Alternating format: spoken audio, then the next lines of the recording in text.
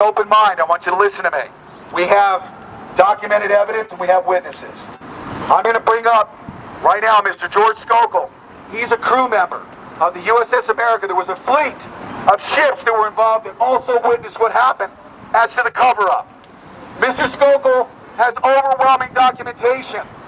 We have witnesses, testimonials from admirals. Here's the bottom line, ladies and gentlemen. How many of you have heard, how many of you have not heard that? Raise your hand. How many of you have not heard that the USS Liberty was attacked by the IDF?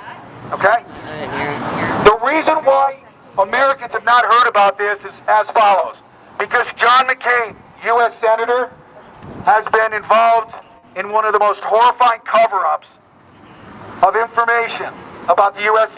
Liberty that the American public deserves to know. You do not deserve to hear these facts from me. You need to hear it from a U.S. Senator. U.S. Senator John McCain has covered up indisputable forensic evidence about the USS Liberty. You don't need to be hearing from me about this. You need to be hearing it from a U.S. Senator in congressional hearings. That information has been covered up. Why? Why do you ask? Why? Right? Because, ladies and gentlemen, the Admiral of the 6th Fleet was John McCain's dad. Yeah. What? And that's why. Yeah. And that, I believe, is another crime. Now, I'm going to invite Mr. George Scogal up here to speak for as long as he wants. We have documentation right here, ladies and gentlemen, that I'm going to actually be presenting also to law enforcement. We have in FOIA, you know what FOIA is? Freedom of Information Act request? Yeah. Documentation, declassified, with John McCain's signature on it. Oh my gosh. Huh? His father's signature.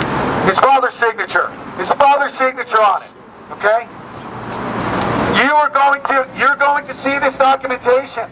At the end of this little presentation, when I review, I'm going to ask you if there's enough information for us to go and SWAT team John McCain's office, have him tear gas and have an MRAP go through his front door, like what would happen to any one of us that commit lesser crimes. I'm joking about the MRAP. We don't need to do that. We need to have John McCain put in handcuffs, and then he needs to be held to account to the fullest extent of the law, correct? As what would happen to any one of us. Much for one of us. I have the evidence.